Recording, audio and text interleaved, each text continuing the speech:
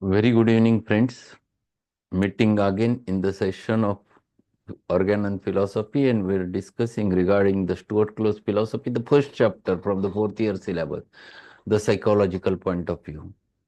The psychological point of view looking towards the homeopathy, very important chapter, and where he has dedicated his whole story in order to stimulate and imagine the mind of human neophytes, that how they can achieve the success with this homeopathic field. And he is trying to explain both the sides of the coin.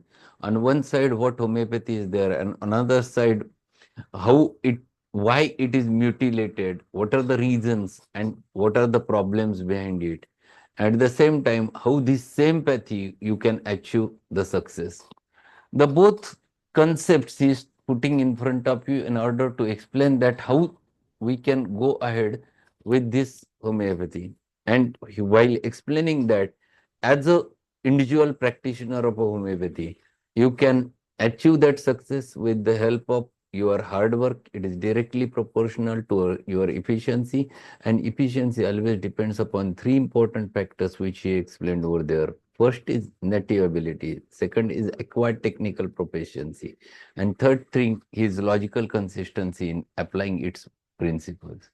And if you follow that, then definitely the success is yours. And at the same time, he explained that the condition of homeopathy is not that much which actually it should be, even though it is so scientific system of medicine, is only because it has been not taught the way it should be taught. Second thing, people are following different fads or culprits or cults, and those are harmful for homeopathy. If you follow the principles of homeopathy practically, and if you go ahead with them, definitely your success will be there. The second important thing is that the allopathic practitioners or old school practitioners, they have not fully understood what homeopathy is there. They have not understood the principles of homeopathy properly, and as a result, they are not accepting the homeopathy. Here, Stuart Close tries to make the aspect, the correlation of homeopathy with the basic sciences. At the same time, he wants to tell to the allopaths or old school practitioner both the things, that the way that should be known to them, in the similar manner he wants to explain the homeopathy to them. So the concept of and language of modern medicine, if you correlate it with homeopathy, then definitely the comparative methods, the analysis, and all those things definitely make homeopathy a strong science, and which will be reflected over there in the people's mind. So this is what we have learned. We were on page number 4. Let us go ahead with the last paragraph of this page number 4. And he starts over there. The dominant school of medicine has not yet only denied that the so-called homeopathic law is law of nature, but denied that there is any general law which governs the relation between drugs and disease, and have ceased searching for one. The existing situation has never been better characterized by than by Mons, that is Merchant de Calvi, and in an eloquent and stirring address to the French Academy of the Medicine. See, this is the only science which has specific principles, laws, but still it is denied. There is only science which explains the correlation between the disease and the drug remedy relationship. So this is very important. This has been not there with allopathy. That's why the name is allopathy. There is no relation between the what is patient suffering and what drug is given. And this is only pathy where it is there, still it is denied. The person who is from allopath, who in front of French Academy of Medicine, what he is saying is has a meaning. The person from different pathy talks about what are the problems or lacunas in allopathy and what is there in homeopathy. What he said in next paragraph is important. In medicine, he said, there is not, nor has there been for some time, either principle, faith, or law. We build a tower of Babel, or rather, we are not so far advanced. We are not so far advanced For we build nothing. We are in the vast plain where a multitude of people pass backwards and forwards. Some carry bricks, other pebbles, others grains of sand, but no one dreams of the cement. The foundations of edifice are not yet laid, and as to general plan of work, it is not even sketched. In other words, medical literature swarms and with the facts, of which the most part are periodically produced with most tiresome monotony. They are called observations and clinical facts. A number of laborers consider and reconsider particular questions of pathology or therapeutics, which is called original research. So he has criticized their own pathy. He's saying over there, since long time we are doing allopathic practice, but we have not reached to a specific law. We have not reached to the specific principle. Every few months we are coming with some ideas based upon facts, and we say this is what is called as original research. And that research remains for some time, and next time another man comes who comes with his own facts, and he denies the previous research, and he says my research is original research. This is what is going on in our field. And we are just doing, we want to build up a tower without having a sketch of it. We have not yet sketched. That is what, this is how he has compared it with their own pathy, that they don't have any principle and how can they think of going ahead. This is the criticism of their own pathy from a very important person. And what next sentence he says is very important. The mass of such labors and facts is enormous. So everyone is coming out every time with some idea, every time with something. No reader can wade through them, but no one has any general doctrine. Everyone is coming out with their observations, but no one was coming out with specific law. The most general doctrine that exists is the doctrine of homeopathy. Who is saying? When allopathy is saying what exists is the doctrine of homeopathy. This is strange but and lamentable. Lamentable means शोक करण्यासारखं आहे. This is what he is saying. This is strange and lamentable to disgrace to the medicine, means allopathic medicine. But such is the fact. So one allopath who is denying their own pathy, explaining that there is no one who is coming out with any doctrine or law, and there is only one pathy which is having doctrine, and that is homeopathy. And this is what he says, and he says this is lamentable on the part of allopathic medicine. So other pathies, they are understanding the importance of homeopathy, except we. This is the problem. Big problem is that homeopathy is taught in the homeopathic college where it is denied by the homeopathic students and teachers. This is the big problem at present. Actually, the most thorough experimented science it is, and still it is not accepted. And this, for that purpose, Stuart Close catches certain specific literature from different medical journals, and he explains that other pathies understand that there is a doctrine for homeopathy, but there is no doctrine for allopathy. And then he turns toward the principles and organization, and where he criticizes the different organization for not making homeopathy to, or not propagating homeopathy to the root level. Principles and organizations. A common mistake and one of the greatest that can be made is that of rendering to the organizations the spiritual submission that belongs to the highest degree to the principles only. Organizations are formed for the purpose of maintaining and advancing principles, but it often happens that in the stress of building and maintaining organization, the principles are pushed into the background, neglected or forgotten. What he is saying? You build organization to do something, but that ambition is kept aside, and there are fights who will be the chairman, who will be the secretary, who will have a certain specific place in that organization, and there are many rules and restrictions they make, and because of which what they want to achieve, it has been forgotten. Every time If someone out of that organization, if someone wants to do some research, they says that unless and until we take the permission of all members of organization, you cannot do it. What is the use of it? The organization is formed to develop the research or to do the research, but unless and until all people agree, they cannot do it. So he criticizes the organization on that part. What he says further? The man too often becomes slave of machine instead of its master, and this is what happens with the organization. The organization becomes Frankenstein, which destroys its creator. Worse even that than the mere neglect or forgetting is the willful corruptions and perversions of principles, which is often the result of mad struggle for organization, prestige, power, and position. So everyone in this organization struggles for his position, his prestige, his earning, his corruption. So that is what the organizations are built for. They are not for built for doing something. Actually, that was the thought, but that thought remains besides. Moreover, individuals connected with or responsible for the success of organization are easily infected with the germ of selfish personal ambition. And this is what he is saying.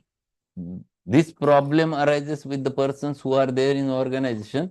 They want their own position, they want fame, they want their to achieve or to get something. So selfishness comes out of that. They come to regard their official contract with it as though ticket on the limited to the city of their dreams. So this is the problem of organization. So you cannot achieve what through the organization, but if you want to achieve, then you can achieve as a personal practitioner of homeopathy. Then he says, out of these conditions, which it is necessary to illustrate or enlarge upon, arise some of the most serious problems of the world. Organizations, whether it is civil, military, medical, political, social, religious, educational, may and often do become corrupt. Mercenary. Mercenary means which looks towards the money only or fame only. पैसा व प्रसिद्धीसाठी.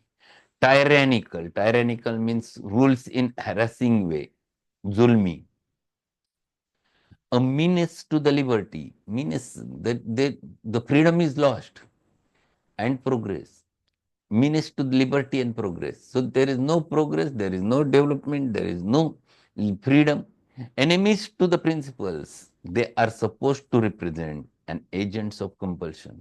So there are many compulsions. The organization is formed. There is a fad that you must follow this dress code. What is the use of dress code? You are doing research. You must do your research, but that is not that kept aside. There are different things which there are different fads which comes out. You talk these words only. You should not talk this. This is a restriction. Liberty is lost. And how can you do a research? How can you do a development? And this is what he criticizes over there, and because of which homeopathy never came out. The individual truth seeker, now he is coming to the individual practitioner. The individual truth seeker must, therefore, keep his eyes open and walk circumspectly. If he would keep in the path of progress, maintain his mental integrity, and preserve the liberty of thought, speech, and action. So individual practitioner can do this because he is at liberty. Whatever he wants to do, whatever experiment he wants to do, whatever sentence he wants to make, whatever speech he has to give, there is a freedom. There is no restriction that you must talk this much, should not talk this much. All such restrictions are not there with the individual practitioner. It has come to pass that individual liberty is calculated only in percentages now. The increasing pressure of the official and institutional compulsion encircles us. The moral compulsion of drive is but short remove from the physical compulsion of draft. Metaphorically, the innermost camp, the prison, the dead wall, and the firing squad are just beyond. So when you are in organization, you are as if in a prison. You are as if in a jail. You cannot do whatever you want to do. And that is nothing but the jail. What happens with jail? The liberty is lost. There is no freedom. And this is the problem of organization. And you cannot do, even though you feel, yes, I want to do this research, you cannot, because unless and until there is a permission. So these are the problems which he is explaining over there. The world is in a state of war. It is war of the worlds, the political world, the industrial world, the social world, the religious world, the medical world, organizations, all are torn by the war because importance has been attached to the organizations that belongs only to the principles. And this is what happens, not only with medical fields, every field. See the fights, what are happening, fights for the position. There are a lot of fights. Everyone wants the position, everyone wants that specific entity. And for what purpose the organization is formed, that has been lost. No one thinks about that. Organizations like men are subject to disease, decay, and death. See, very nicely he is explaining. Organizations like men are subject to disease, decay, and death. When they become corrupt, they die. For corruption is elementary death.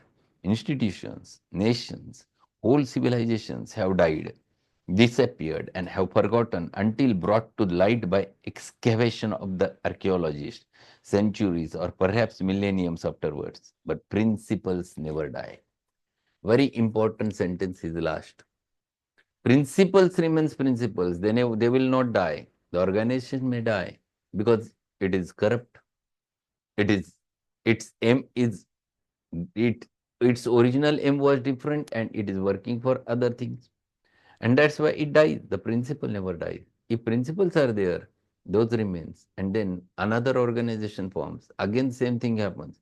But as an individual homeopathic practitioner, if you follow the principles, you go ahead, you do the various experimentation, you can come to the more truth with the help of that. Principles have essential truth represented or by or corresponding to the facts. The essential characteristic of truth is its steadfast conformity to the law and order. Truth is life, mind, spirit, absolute, infinite, and immortal. Organisms in which truth embodies itself are transitory. They change, decay, and pass away, but life is continuous. Truth, like a fabled phoenix, burns itself on the altar and arises from its own ashes. See how nicely he has written the thing. So if you are working for the truth, if you are working for the principles, if you are working with the ambition and you are working for that actual fact and truth, then it never dies. Then you go ahead and you achieve something and that remains. Even though you die, it remains and it remains forever. The same thing happened. The Hahnemann who worked very hard for seeking the truth and he achieved. And what remains with us is the homeopathic principles, even though the Hahnemann is no more there. But we recognize him only because he has came to the truth. And this he expects from you. He expects that this truth one must follow as an individual practitioner. And then he says, homeopathy, as already pointed out, has the twofold existence as an institution or organization and in the individual who make up its following. The spirit and principles of homeopathy are have never been and never can solely in keeping of any institution, for organizations are continually changing and dying. Individuals unite in small or great societies and work together harmoniously for time, but not for long. Disagreements arise, they dissolve their original relations and forms others. But the work goes on because the spirit of truth always draws together those of like minds for the attainment of the common object. At critical period and in the long run, it is always the individuals who preserves, passes on, and perpetuates the truth. See how nicely he is explaining the thing that the individual persons, when they unite together to form or to do a certain specific work, they works hard for it, but sometimes the individual ego comes out. There might be a disagreement, disputes. The organization dissolves. Then there will be again some new formation of a group. Again they work hard. And this is how it goes on.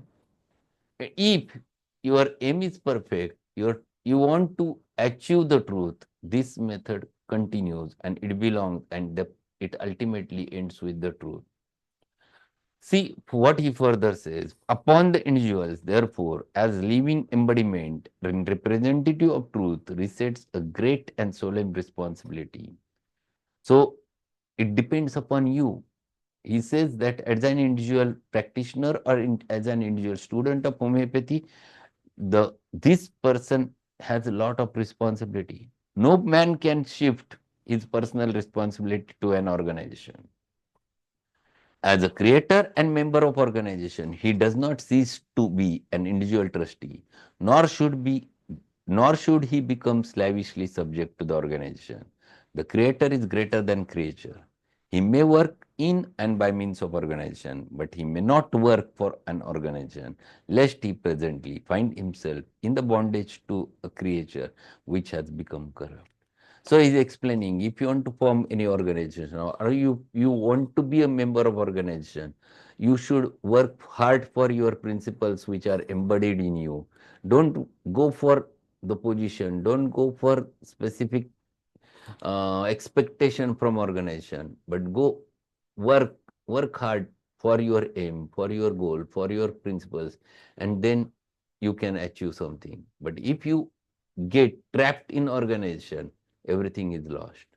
So whatever you have to do, it should be selflessly, without any selfish attitude, and then you can achieve, and then you can take the homeopathy to a different level. It follows that our greatest concern as followers of Hahnemann and representatives of homeopathy is primarily with individuals, with men and principles rather than organizations. We will build men into organizations and keep the organizations clean and useful as well, as long as we can. But let us be sure that we build principles into men. So, very important topic which he explains over there, that if we build principles into men, then that organization will remain alive. Instead of putting principles in the organization, if men's are not corrupted, if men's are principle oriented, then they can do whatever they want, and that organization runs, remains, develops, and goes ahead if corruption never comes. So every man, every human being, every person in the field of homeopathy, he should embody in himself the principles of homeopathy and work accordingly so that he can go ahead. And to conclude the chapter,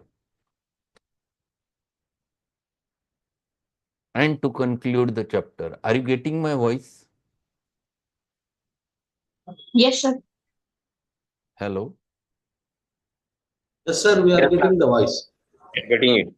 Yes, sir. Clear. We are getting you, sir. Yes, okay.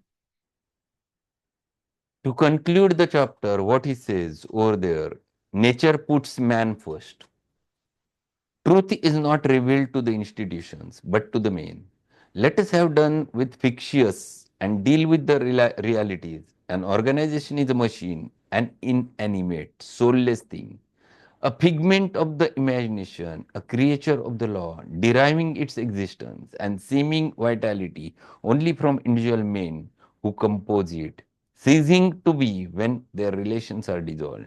Man is a real living, thinking human being, made in image and likeness of God, an individual embodiment and personification of a portion of infinite and universal mind, endowed with the ability to exercise creative power within his appointed sphere and destined for immortality.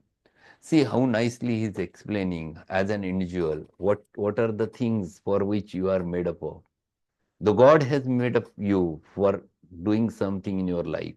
And that's why Hahnemann have used same words when he defined vital force. And at the end of that definition, in the aphorism number 9, he says that what is vital force? What is the purpose?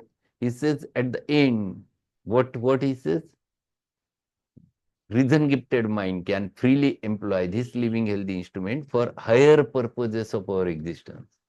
Vital force is there for higher purposes of our existence. This human being is created by the God for the higher purposes of your existence within the limited sphere. So whenever you are alive, you should embody the principles of homeopathy and work with it, work hard, follow the path of Hanuman, experiment more and more, and go ahead. There will be no limit, and you are seeking more and more truth. And to conclude, last sentence he says, let him exercise it in liberty, using organization judiciously, but not becoming enslaved by them. So you should not become enslaved by the organization, but you continue doing your work, even with the organization, judiciously, but go with it, and without stop, you can achieve your success. So see how nicely he has elaborated to how to look towards the homeopathy with the help of this specific chapter, and he has given one idea how homeopath should be and how homeopathic student should be. So that's all for today. Tomorrow we'll start with the not tomorrow, we'll start directly on Monday with new chapter, the second chapter, where he tried to correlate the basic sciences, laws of basic sciences with the homeopathy. So that's all for today. And today evening at 8:15, we'll meet with one more short remedy from the fourth year syllabus. So be there at 8:15. Good evening. Thank you. Thank you, sir. Have a good evening. Thank you, sir.